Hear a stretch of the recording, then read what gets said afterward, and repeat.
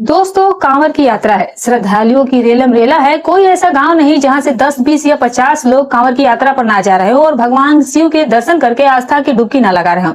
ऐसे ही उत्तर प्रदेश के आजमगढ़ से एक महिला जो कि एक नौजवान विधवा थी और जिसके पति की 4 साल पहले मृत्यु हो चुकी थी, वो भी सावन महीने में कांवड़ यात्रा पर जाने की इच्छा रखती थी। घर में उसके साथ सास ससुर थे, उन्होंने उसे इजाजत दे दी, लेकिन जब वो गाँव की औरतों से साथ चलने की कहती है जो कांवड़ यात्रा पर जा रही थी, तो वो उसे साथ ले जाने से मना कर देती है।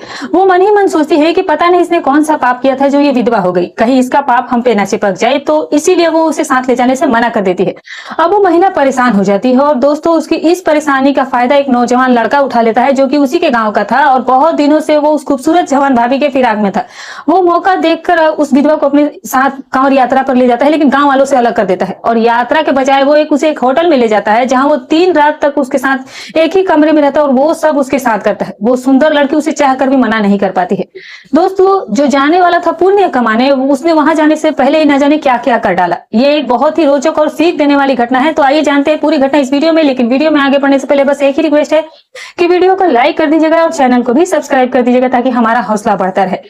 दोस्तों, ये कहानी है उत्तर प्रदेश की आजमगढ़ की। सरकारी आंकड़े के अनुसार सावन के महीने में कांवड़ यात्रा में लाखों श्रद्धालु शामिल हो चुके हैं। जहां इतने लोग एक साथ हो वहां तो हजारों कहानियां बनती है, कुछ प्रेरणादायक और कुछ हैरान कर देने वाली। ऐसे ही एक घटना 16 जुलाई को घटी जो आपको सोचने पर मजबूर कर देगी। इस महिला का नाम रीना होता है। उम्र लगभग इसकी 27-28 साल होती है। पति के मृत्यु के 4 साल हो चुके थे।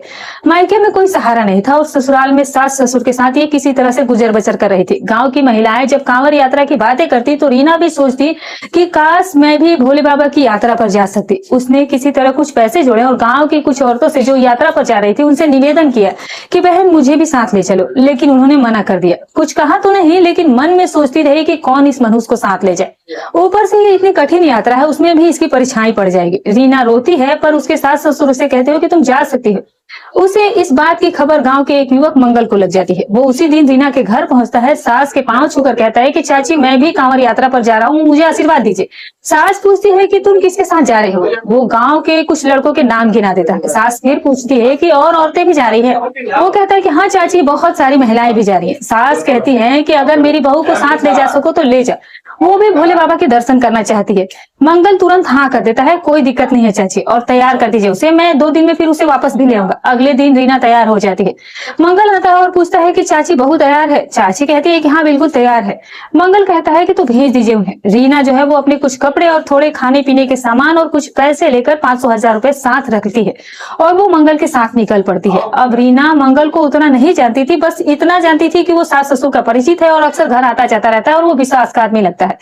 वो दोनों बस स्टैंड पहुंचते हैं। जब रीना बस में चढ़ने लगती है तो पूछती है कि बाकी लोग कहाँ हैं। तो मंगल कहता है कि बस में बैठो, बताता हूँ, आगे गए होंगे, मैं उन्हें फोन करता हूँ, अगले स्टॉप पर वो मिल जाएंगे। रीना उसके साथ एक ही सीट पर बैठ जाती है। थोड़ी दूर चलने के बाद वो फिर पूछती है कि कहाँ है सभी लोग। मंगल कहता है कि दूसरी बस में बैठ करके निकल गए, हम लोग लेट हो गए थे और वो हमारा कितना इंतजार करते। अब रीना करती भी तो क्या करती, बस तो चल पड़ी थी। थोड़ी देर के बाद कंडक्टर आता है और टिकट के लिए कहता है। मंगल जो है वो टिकट लेता है। रीना जो है वो कुछ पैसे देती है तो मंगल कहता है कि जब मैं साथ हूं तो तुम चिंता क्यों कर रही हो, अभी बहुत ही खर्चे लगेंगे तो पैसे तुम अपने पास रखो, बाद में तुम हिसाब कर लेना। रीना अपने पैसे वापस रख लेती है और शाम होते होते वो लोग किसी पड़ाव पर पहुंचते। सुबह उन्हें हरिद्वार से यात्रा शुरू करनी थी। दोनों एक ही सीट पर बैठे हुए थे। रीना संकोच में सिकुड़ कर बैठी हुई थी जबकि मंगल धीरे धीरे फैलता जा रहा था। वो रीना के पैरों से अपने पैर छुआने की कोशिश कर रहा था। रीना कुछ कह नहीं पा रही थी, वो उलझन में थी। ये मजबूरी है या जाल है, उसे कुछ समझ नहीं आ रहा था। मन में सोच रही थी कि इस आदमी की नीयत क्या है, क्या ये मुझे धोखा देना चाहता है। एक बार मंगल ने उससे पूछा कि तुम्हें बैठने में कोई परेशानी तो नहीं हो रही। रीना बोली कि नहीं, कोई दिक्कत नहीं है, जब जगह नहीं है तो क्या किया जा सकता है। वो वहीं पर बैठी रही। मंगल की नजरें रीना के चेहरे और शरीर पर बार बार ठहर जाती। वो कभी उसके बालों को देखता, कभी उसके आंखों में घूरता। जब बस झटका खाती तो मंगल जानबूझकर रीना पर झुक जाता और फिर उसका हाथ पकड़कर कहता कि मैं तुम्हें संभाल रहा हूं, तुम कहीं गिर ना जाओ। कभी कभी तो वो नींद का बहाना करके रीना के शरीर के ऊपर गिरता और उसके शरीर के गलत जगह पर वो हाथ टच करता। लेकिन रीना जो थी वो सब कुछ समझ रही थी। उसे मालूम था कि ये सब कुछ अनजाने में नहीं हो रहा है, ये सब कुछ सोच समझ कर किया जा रहा है। पर अब वो कर भी क्या सकती थी। चुपचाप वो बैठी रही। समय बीतता गया और रात गहराने लगी। मंगल नींद का बहाना करने लगा और धीरे धीरे उसके कंधे पर वो झुकने लगा। इसकी तरह से वो नजदीकियां बढ़ाने की कोशिश करता, उससे धीरे धीरे बातें करता। जब कांवड़ यात्रा में जा रही बस एक ढाबे पर रुकी तो वो नीचे उतरा और रीना से पूछता है कि कुछ खाओगी क्या।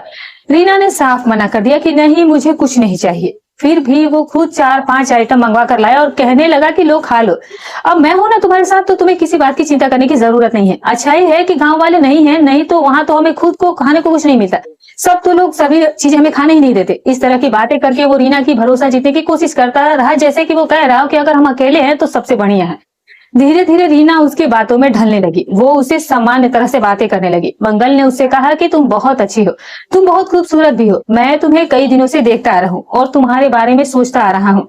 जब तुम्हारे पति की मौत का सुना तो मुझे बहुत दुख हुआ। रीना के पति की मौत एक सड़क हादसे में हो गई थी और पिछले 4 सालों से वो अकेली थी। ऐसे में जब उसकी कोई बात समझे, उसका दुख बांटे, तो वो भी उस पर थोड़ा भरोसा करने लगती है। मंगल की बातें उसे थोड़ी राहत देती है, कम से कम कोई तो है जो उसकी परेशानी समझ रहा है। मंगल आगे कहता है कि मुझे तो जाना नहीं था, लेकिन जब सुना कि तुम जाना चाहती हो और परेशान हो इसके लिए, तो मैंने सोचा कि चलो साथ चलते हैं, क्या पता फिर ये दोबारा मौका मिले या ना मिले। ये बात भी उसने साफ साफ रीना से कह दी। रीना ने जवाब में कहा कि कम से कम आपने इतना सोचा, यही मेरे लिए बहुत बड़ी मेहरबानी की बात है। लेकिन उसे ये अंदाजा नहीं था कि आगे क्या होने वाला है। करीब रात के 3 बजे थे। अभी भी हरिद्वार से लगभग 10 किलोमीटर आगे का रास्ता बाकी था। रास्ते में कहीं जाम लग गया। ऐसे में मंगल ने रीना को जगाया, जो कि उसके कंधे पर सिर रखकर सो रही थी। वो कहता है कि उठो यार, बहुत जाम लग गया है, लगता है कि आगे हमें पैदल ही जाना पड़ेगा, तो चलो नीचे उतरते हैं। दोनों बस से उतर जाते हैं। आसपास सड़क के किनारे कुछ होटल थे। मंगल एक होटल के अंदर जाता है और एक कमरा बुक कर लेता है। रीना हैरानी से उसका चेहरा देखने लगती है कि ये क्या कर रहे हो। मंगल बोला कि अब इतनी रात को कहाँ जाएंगे हम, कहीं कुछ गड़बड़ हो गई तो सुबह होते ही हम यहाँ से निकलेंगे, वैसे भी अब तो 3 बज चुके हैं। रीना कहती है कि तो फिर 5-6 बजे तक तो पहुंच ही जाएंगे, नहाने के टाइम तक पहुंच जाए तो बहुत अच्छी बात है। तो मंगल कहता है कि नहीं, आराम से चलेंगे, अब कोई जल्दी नहीं है, कमरा बुक हो गया है। रीना कहती है कि मेरे पास पैसे नहीं है, सिर्फ 1,000 रुपए हैं, और तुम तो कह रहे हो कि कमरे का 2,000 रुपए लग रहा है, तो मैं क्या करूं। तो मंगल ने कहा कि तुम इस बात की क्यों फिक्र कर रही हो, पैसे की बात मत सोचो, सब कुछ मैं देख लूंगा। फिर वो कमरे में चला गया और रीना जो है वो दरवाजे पर खड़ी उसकी शक्ल देखती रही। वो कहता है कि अंदर आ जा। रीना कहती है कि एक ही कमरा लिया है, तुम तो कह रहे थे कि चिंता मत करो, अब मैं कैसे अंदर आ जाऊं। मंगल कहता है कि क्यों डर रही हो, कौन तुम्हें यहाँ देख रहा है, बस कुछ ही घंटों की तो बात है, सुबह तक आराम कर लेते हैं। रीना जो है वो संकोच में पड़ जाती है, फिर भी वो कमरे में चली जाती है। मंगल ने दरवाजा कमरे का बंद कर दिया। रीना जो है वो जमीन पर बैठ गई। मंगल हैरानी से पूछता है कि ये क्या है, जमीन पर तुम क्यों बैठ गई। रीना कहती है कि अब सो जाए। तो रीना कहती है, मंगल कहता है कि इतनी ठंड है और तुम जमीन पर कैसे सोगी, तो आओ बिस्तर पर सो जाओ। रीना कहती है कि मैं कैसे आ जाऊं, हम तो कांवड़ यात्रा पर जा रहे हैं और तुम ये कैसी बातें कर रहे हो, बिस्तर पर तुम्हारे साथ मैं कैसे सो जाऊं, ये सब कुछ मेरे समझ से बाहर है। वो कहता है कि तुम ये क्या बातें कर रही हो, चुपचाप से आकर के सो जाओ, कौन तुम्हें यहाँ देख रहा है। अब दोस्तों, रीना तो पहले से ही थक चुकी थी, वो बिस्तर पर लेट जाती है, लेकिन उसे नींद नहीं आ रही थी। मंगल भी उसी बिस्तर पर उसके पास लेट जाता है। मंगल के मन में कुछ और ही विचार चल रहे थे। वो उससे बात शुरू करता है और कहता है कि जब तुम बस में सो रही थी तो तुम्हें देखकर मुझे बहुत अच्छा लग रहा था। तुम्हारे बालों से एक अलग ही प्यारी खुशबू आ रही थी। तुम्हारे हाथ कितने मुलायम हैं। तुम जो है वो बहुत ही ज्यादा खूबसूरत हो। इस तरह से वो उसकी तारीफों से उसको आकर्षित करने की कोशिश कर रहा था। रीना जो है वो चुपचाप करवट लेकर उसकी बातों को सुनती रहती है। वो मन ही मन सोचती है कि अगर मैंने कुछ कहा तो बात जो है वो कहीं बढ़ ना जाए, इसीलिए वो कुछ भी इस बात पर नहीं बोलती है। मंगल जो है वो लगभग 10 मिनट तक यूं ही बातें करता रहता है और फिर वो धीरे धीरे उसके नजदीक चलाता है और उसके ऊपर वो अपना हाथ रख देता है। पूछता है कि क्या तुम सो गई। जैसे ही उसका हाथ वो रीना को छूता है, उसकी धड़कनें तेज हो जाती है, वो सिहर उठती है। धीरे से वो जवाब देती है कि नहीं, अभी मैं जाग रही हूँ। ये सुनकर मंगल सोचता है कि इसने मेरा हाथ नहीं हटाया, शायद इसके मन में भी वही है जो मेरे मन में है। फिर वो थोड़ा और पास चलाता है और उसको अपने बाहों में भर लेता है और उसके शरीर की गलत जगह पर वो हाथ लगाता है। तब रीना कहती है कि क्या तुम मुझे यहाँ सिर्फ यही सब कुछ करने के लिए लाए थे, क्या इसीलिए तुम बाकी सब लोगों से तुम्हें अलग किया और मुझे तुम धोखा दे रहे हो। अगर कोई जान गया तो फिर क्या कहेगा, तुम मुझे भगवान के दर्शन के नाम पर लाए और ये सब कर रहे हो। ये सुनकर मंगल को कुछ पछतावा होता है। वो सोचता है कि अगर इसे बुरा लग रहा है तो मैं इसके साथ जबरदस्ती क्यों करूं। और फिर वो उससे अलग हो जाता है। अगले 5 से 7 मिनट तक दोनों के बीच सन्नाटा पसर जाता है और फिर दोस्तों रीना के दिल में हलचल होती है। 4 साल बाद कोई उसकी इतनी तारीफ कर रहा था, कोई उसके इतने करीब आया था। वो वापस मंगल के पास आती है और फिर उसके ऊपर हाथ रख करके पूछती है कि क्या हुआ, नाराज हो गए क्या? मंगल को जब ये इशारा मिलता है तो वो उसे फिर से अपने बाहों में भर लेता है और अब दोनों खुद को रोक नहीं पाते। एक एक करके दोनों एक दूसरे के साथ सब कुछ करना शुरू कर देते हैं। फिर दोनों एक दूसरे की बाहों में सिमट करके सो जाते हैं। सुबह 7 बजे रीना की आंख खुलती है। वो स्नान करती है और कपड़े बदलती है और फिर मंगल को जगाती है। क्या हुआ? हमें यात्रा पर चलना है, चलो। मंगल नींद में ही जवाब देता है कि मेरा तो अब यहीं रुकने का मन कर रहा है। तो रीना कहती है कि अगर यहीं रुके रहोगे तो घर वालों को क्या जवाब दोगे? फिर वो मुस्कुराकर कहता है कि कह देंगे कि जाम में फंस गए थे। आजकल तो हर जगह यही सुनने को मिलता है, 40 घंटे का जाम, 4 दिन का जाम। तो रीना जो है वो संदेह से पूछती है कि क्या तुम्हारी बातों पर लोग यकीन करेंगे? वो हंसते हुए कहता है कि क्यों नहीं करेंगे। रीना फिर से कहती है कि ठीक है, लेकिन जो भी होगा तुम्हें वो सब कुछ संभालना होगा।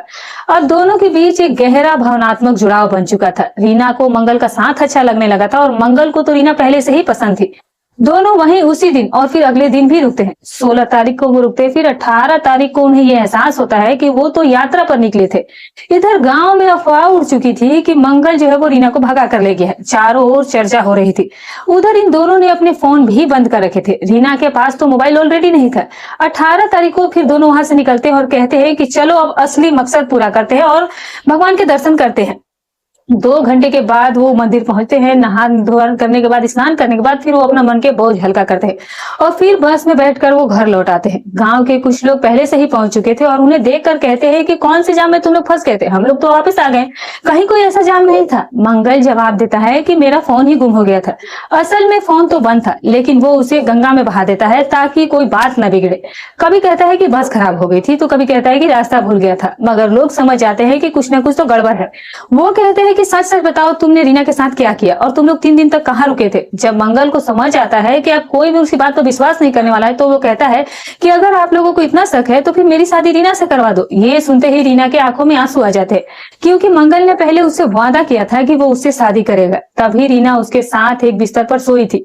जब मंगल सबके सामने ये बात कहता है तो गांव वाले जो है वो राजी हो जाते हैं और फिर उसी वक्त मंदिर में उन दोनों की शादी करा दी जाती है और मामला जो है शांत हो जाता है। अब दोस्तों, मंगल ने शादी करके रीना के साथ अच्छा काम किया, लेकिन सोचने वाली बात यह है कि धार्मिक यात्रा के बीच में जो उन्होंने किया वो सही था या गलत था? क्या सच में कांवड़ यात्रा के दौरान गंगा में स्नान करके उनके पिछले कर्मों का बोझ हल्का हो गया होगा? आप नीचे कमेंट में अपनी राय जरूर दीजिएगा। दोस्तों, आप मेरी ये वीडियो कहाँ से देख रहे हैं? Delhi, Mumbai, UP, Kolkata, Chennai, Dubai, London या फिर अमेरिका से? कृपया अपना नाम और अपने शहर का नाम कमेंट बॉक्स में जरूर लिखें, क्योंकि आपका नाम और आपके शहर का नाम हमारे लिए बेहद खास और प्रिय है। सच कहूँ तो जब आप लोग अपना नाम और शहर का नाम लिखते हैं तो मुझे बहुत अच्छा लगता है और लगता है कि आप लोग सच में हमारे चैनल को, हमारे वीडियोस को अच्छा लगता है। तो दोस्तों, चैनल को सब्सक्राइब कर लीजिएगा। आगे और भी रोमांचक, प्रेरणादायक, रहस्यमय और दिल को छू लेने वाली कहानियां आने वाली है। तो फिर मिलूंगी एक और वीडियो में एक और नई सच्ची कहानी के साथ। तब तक के लिए आप सभी को दिल से धन्यवाद।